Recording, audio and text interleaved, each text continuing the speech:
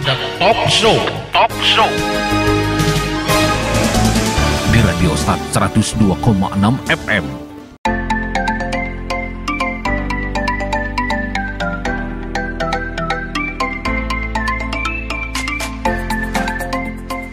Assalamualaikum warahmatullahi wabarakatuh. 102,6 FM Start Serasi Suara, satu kata penuh makna pasti selalu di hati. Mengudara dari Studio 1 lantai 2 Gedung Start FM di Jalan AMD Lama Panyabungan. Pagi Madinah pagi, bertemu lagi dengan aku Ara Siregar akan menemani ruang dengar kamu. Di kali ini kita ada talk show menarik bersama Kantor Pelayanan Penyuluhan dan Konsultasi Perpajakan. Nah, di sini dengan tema bincang-bincang santai terkait PPS ataupun disingkat gata gaulnya nih BBS gitu. BBS terkait PPS. Nah, di sini kita sudah mendatangkan narasumber kita yang hebat banget, yaitu Bapak Andri Surya Dinata, sekaligus ini sahabat Star FM Kepala Pengawas 4 KPP Pratama Padang Sidimpuan, sekaligus PLT KP2KP Panyabungan. Selamat pagi Pak. Pagi Mbak Ara, Assalamualaikum warahmatullahi wabarakatuh. Sahabat Star FM dimanapun berada, selamat pagi semuanya. Iya Pak, selamat datang ya Pak di Panyabungan ini gitu. Selamat datang di Radio Start Serasi Suara FM. Terkait ini ya Pak, kita tadi saya sudah membawakan bincang-bincang santai terkait PPS nih.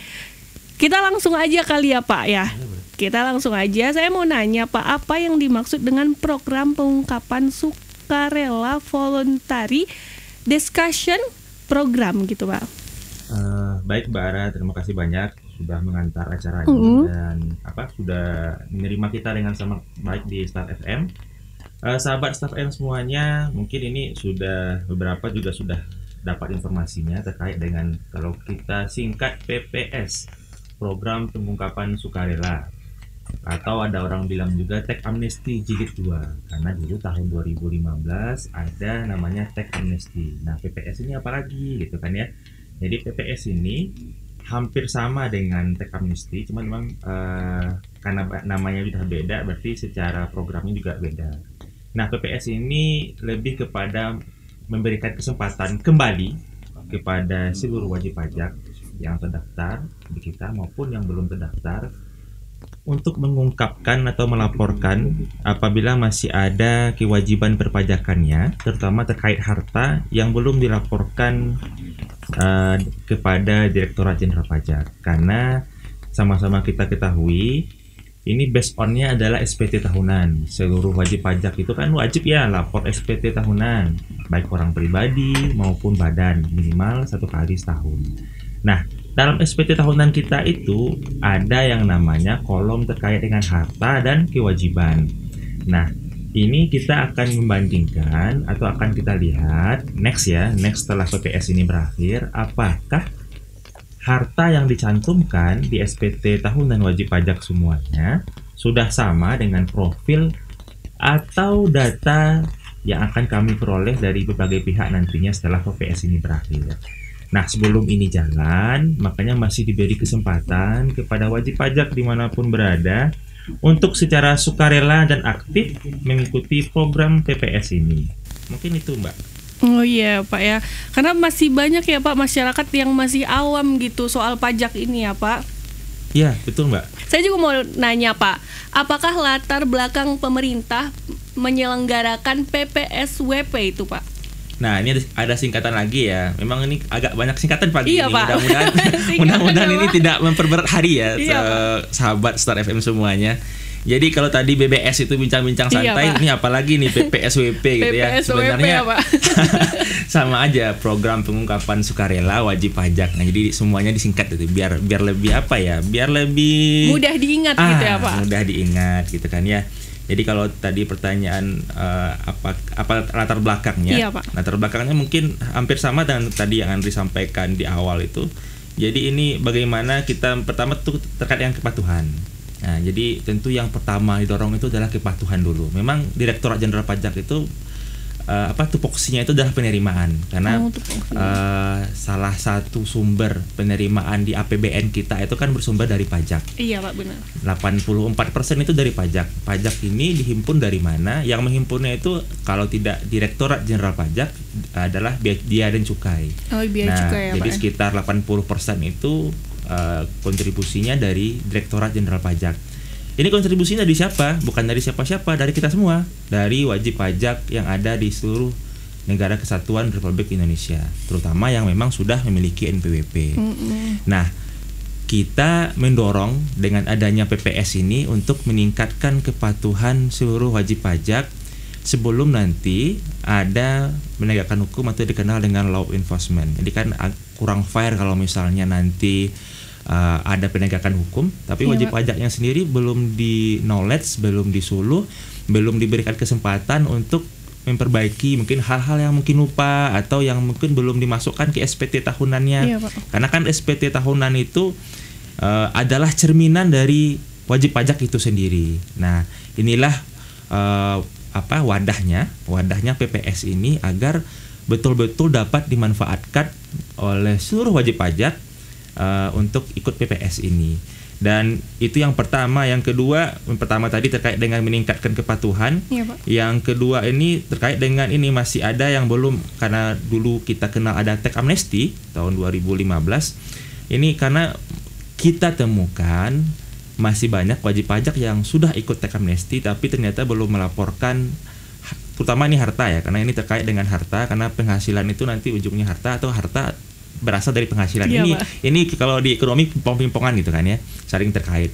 Jadi masih ada yang belum melaporkan di tax amnesty atau mendeklar hartanya sesuai dengan ketentuan, atau mungkin masih ada wajib pajak yang belum ikut tax amnesty dulu. Nah, dulu nggak ikut tax amnesty, nah sekarang wadahnya apa? Kami pengen nih ningkatin kepatuhan kami, tapi tolong dong dikasih kami kesempatan. Nah, PPS inilah rumahnya, PPS inilah wadahnya. Yang ketiga, yang nggak kalah pentingnya adalah Bapak Ibu semuanya, karena sesuai dengan pasal 35A Undang-Undang KUP dan Perpu nomor 1 tahun 2017 terkait dengan akses informasi keuangan untuk kepentingan perpajakan, itu seluruh data informasi terkait dengan keuangan dari ILAP ya, instansi, lembaga, asosiasi dan pihak lain yang sekarang sifatnya itu otomatis, itu untuk kepentingan perpajakan bisa diakses oleh Direktorat Jenderal Pajak. Nah, akses seperti ini termasuk data keuangan ini sudah mulai masuk ke kita, dan ini nanti akan membentuk profil dari wajib pajak itu sendiri seperti Andri lah contohnya. Jadi profil Andri ini akan bersumber dari banyak data nanti. Nah, data ini akan disandingkan dengan profil SPT Andri. Apakah profil yang bersumber dari eksternal ini nanti dari lembaga keuangan, dari misalnya imigrasi, dari kependudukan, bahkan dari dari merchant ya, dari kita belanja online segala macam. Ngaruh ya Pak, sampai ke situ ya Pak, belanja online gitu. Iya, belanja online nanti akan masuk ke sana, karena memang arahnya dengan adanya undang-undang tadi juga ada perbaharuan di undang-undang harmonisasi perpajakan. Semuanya akan masuk. Jadi secara sistem dengan adanya nanti AI, artificial intelligence atau sistem kecerdasan buatan, itu akan membentuk profil seseorang. Nah, monggo silahkan dimanfaatkan program PPS-nya, nanti juga membuat kita plong untuk kedepannya. Mungkin itu Mbak. Jadi program ini juga dari kita untuk kita gitu ya Pak. Iya, seperti tagline-nya ini ya, tagline-nya Start FM ya. Satu kata penuh makna. Pasti selalu di hati. Pasti selalu di hati. Iya Pak. Nah, saya juga mau nanya Pak, tujuan dan manfaat bagi pemerintah penyelenggarakan PPSWP ini apa ya Pak? Nah, ini kalau dari sisi pemerintah sendiri, nanti kita akan lihat juga ya. Kalau dari wajib pajak sih apa manfaatnya gitu kan ya. Kalau dari pemerintah, yang pasti manfaatnya adalah kalau dari sisi pemerintah kita yang pertama itu kepatuhan masyarakat itu meningkat. Karena itu yang paling penting dari sisi, karena di negara kita itu masih menganut sistem perpajakannya self assessment, bukan yang penetapan dari kantor pajak. Jadi masih self assessment sifatnya, pengakuan atau deklar sendirilah itu kan ya. Jadi selama apa yang disampaikan oleh wajib pajak itu tidak ada data lain yang bisa disandingkan oleh DJP, maka itulah yang dianggap benar. Karena masih menganut self assessment, Makanya kita mendorong agar kepatuhan wajib pajak ini dari tahun ke tahun, dari bulan ke bulan ini meningkat. Dengan mendeklar sendiri, menyampaikan sendiri, melaporkan sendiri. Kalau memang ada yang kurang bayar nanti distorkan ke negara melalui bank persepsi.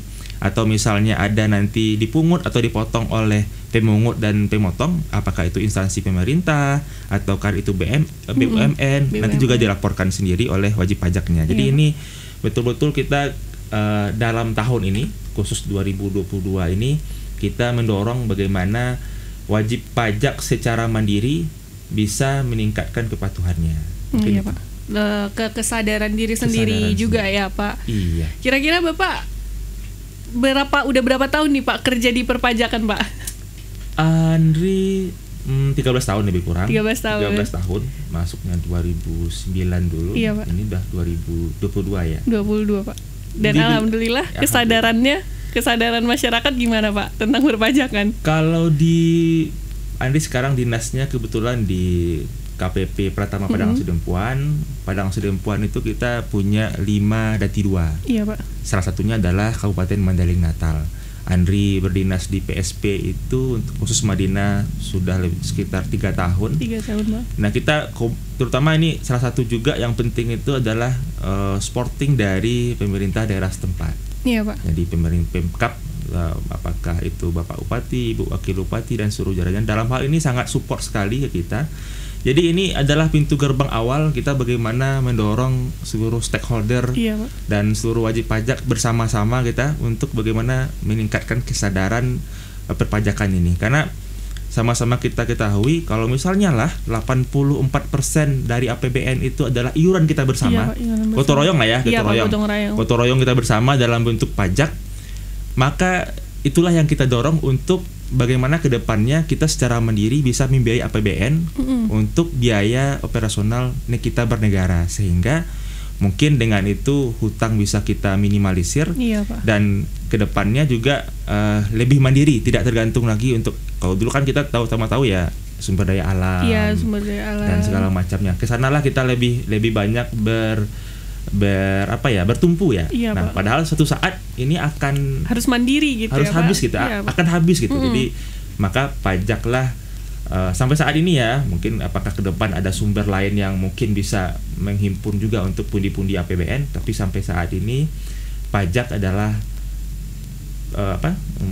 penghimpun mayoritas untuk APBN ya Pak. Waduh, seru ya Pak, banyak ilmu jadinya. Nah Pak, saya juga mau nanya lagi Pak, mengapa wajib pajak seharusnya mengikuti PPSWP?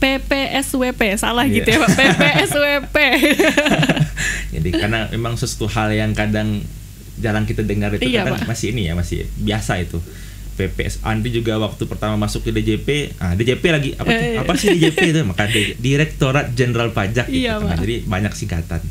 Jadi sahabat Star FM semuanya, kalau tadi dari sisi pemerintah itu adalah yang dikejar atau yang diutamakan atau apalah yang kita sebut keuntungan atau tujuan gitu kan ya, adalah untuk meningkatkan kepatuhan wajib pajak, untuk memperluas basis data juga. Nah, tambahan juga kita sekarang sudah mengarah, kalau misalnya sahabat Star FM dengar semuanya, kita dengar ada mulai, kalau beberapa tahun yang lalu kita kenal SIN gitu ya, Single Identification Number. Oh iya, saya sempat dengar itu. Kan ya. Nah ini kan beberapa bulan terakhir itu mulai dimunculkan kembali itu SIN-nya. Jadi KTP sebagai Single Identification Number kita sekarang. Jadi apapun nanti akan terkait dengan NIK kita. Nah program dengan ini DJP juga termasuk di sana. Jadi kalau kita punya NPWP lah ya, NPWP itu sekarang cantolannya adalah NIK. Jadi kalau kita lihat di kartu NPWP yang lama dengan yang baru, kalau yang lama itu nggak nyantol dia di NIK. Kalau sekarang udah nyantol tuh NIK-nya.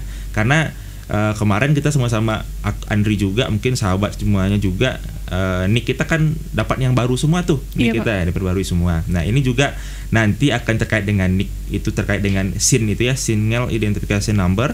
Terus juga penerapan Big Data Analistik untuk menguji kepatuhan perpajakan. Ini maksudnya apa sih? Ini tadi yang Andri sebutin tadi itu, bahwa ke depan DJP ini akan membangun sistem kecerdasan buatan, akan menghimpun data yang begitu banyak bersumber dari mana saja, masuklah ke profil kita seluruhnya. Apakah profilnya itu sudah punya NPWP ataupun belum punya NPWP? Iya, Pak. Karena tadi rumahnya itu tidak lagi mengatakan dia adalah punya NPWP atau tidak punya NPWP, tapi adalah NIK. Seluruh warga Indonesia yang sudah punya NIK, maka profilnya akan terbentuk di kita. Nah, big data ini akan disandingkanlah dengan kewajiban perpajakan, bisa jadi SPT tahunannya ataupun yang lainnya. Nah, sebelum mengarah ke sana, makanya PPS ini yang tadi juga kita sudah sampaikan adalah wadahnya itu dulu. Terus apa sih kalau manfaatnya bagi wajib pajak? Nah, gitu kan ya. Ataupun yang belum sekarang jadi wajib pajak gitu kan ya, masih belum punya NPWP. Apa sih kalau manfaatnya ikut PPS gitu kan? Yang pertama, manfaatnya adalah bebas dari sanksi administrasi perpajakan. Karena dengan ikut PPS ini kita mendeklar sendiri, self assessment sendiri. Nanti aplikasinya ada. Diam-diam pun di rumah ikut PPS bisa tanpa harus ke kantor pajak gitu ya. Kita bisa pakai HP, pakai gadget, udah canggih ya, Pak. Ya. Jadi kita bisa mendeklar sendiri, saya punya harta segini, terus saya punya ada kewajiban yang lain mungkin yang harus saya penuhi, terus saya kurang. Nah, inilah saya ikutlah gotong royong untuk ikut PPS ini. Bagaimana ke depan Indonesia jauh lebih baik, Indonesia maju yang sama-sama kita ciptakan. Terus apalagi tuh terkait dengan sanksi administrasi ini, karena sanksi administrasi ini nanti kalaulah misalnya di kemudian hari ketika PPS, berarti kan PPS ini akan berakhir nih. Kalaulah PPS ini nanti akan berakhir, maka akan timbul data-data itu datang dari mana saja, maka disandingkanlah dengan profil wajib pajak. Kalau misalnya datanya berbeda, nah bisa jadi nanti akan terbit surat ketetapan pajak atau surat cinta dari kantor pajak.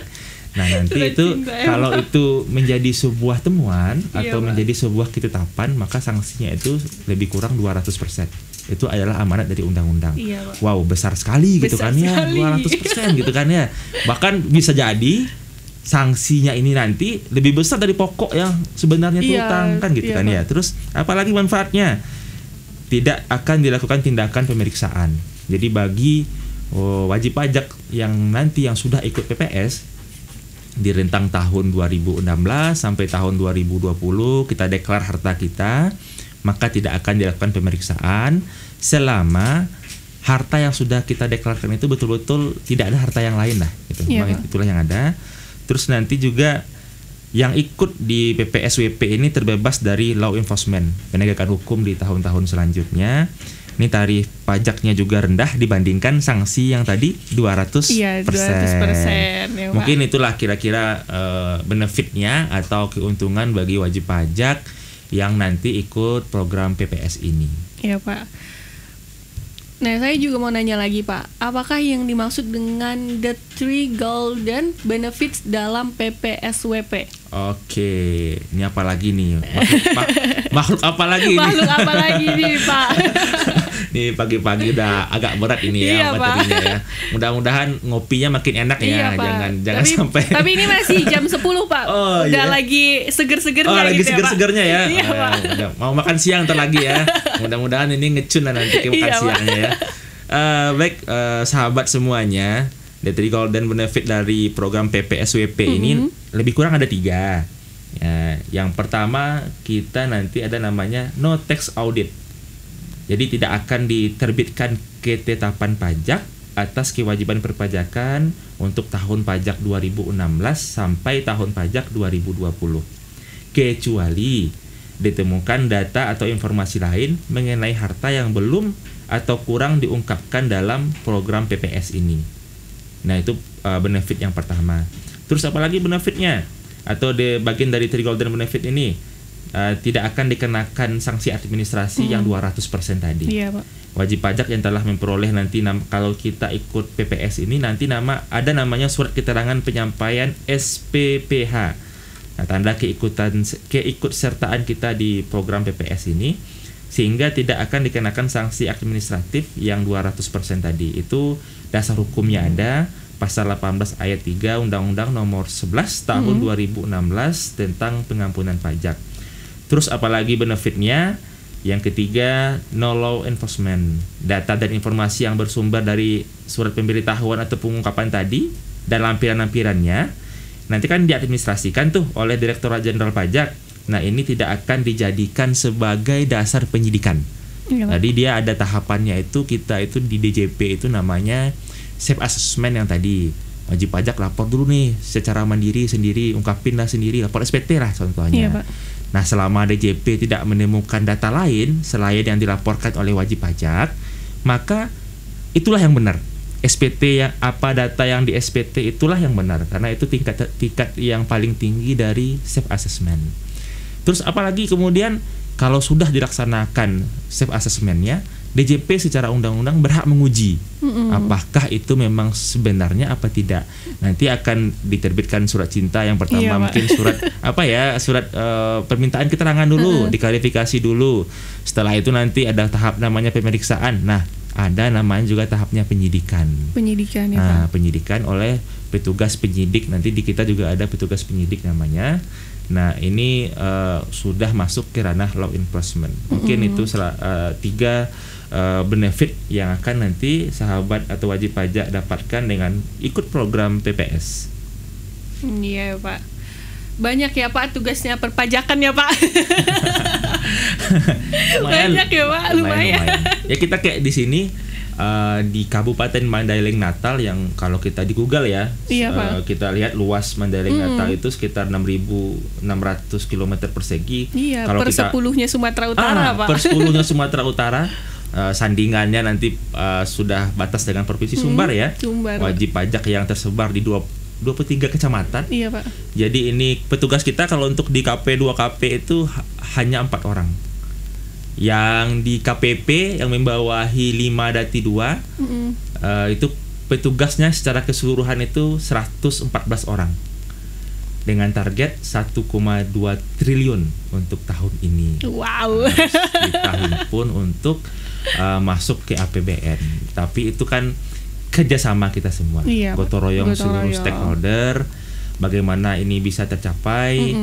Nah, kerjasama semua belah pihak ini yang sangat kita harapkan. Iya, nggak bisa berjalan sendiri ya, Nggak Pak. bisa berjalan terutama juga bantuan dari Start FM juga. Iya, Pak. Start FM gimana, udah bayar pajak? Alhamdulillah udah ya kita ya. Tidak ada telat ya. Terima kasih. Kita patuh ya, Pak. Alhamdulillah gitu. Alhamdulillah, contoh yang baik. Iya dong, Pak. Nah, karena balik lagi kalau kita bayar pajak ya keuntungannya untuk negara kita sendiri. Masa ke negara sendiri nggak cinta gitu ya, Ya, Pak? itu wujud kalau kita dulu ya waktu kita sekolah ya, kewajiban warga negara itu cuma 2. Iya, Pak. Kalau kita baca di Undang-Undang Pembukaan Undang-Undang 1945, kewajiban warga negara itu hanya 2. Bela negara 1, bayar pajak 2. Iya, Pak. Nggak bisa bela negara secara langsung. Ya kita bayar pajak Bayar gitu, Pak. pajak, Jangan ini ya, Pak. Tanggung jawab kita itu harus bisa kita penuhi gitu ya, Pak. Nah, sahabat Star FM, masih banyak sekali bincang-bincang kita bersama Bapak ya, Pak Andri gitu. Iya. Tapi setelah pariwara berikut ini ya sahabat Star FM, jangan kemana-mana, tetap di 102,6 FM. Star FM.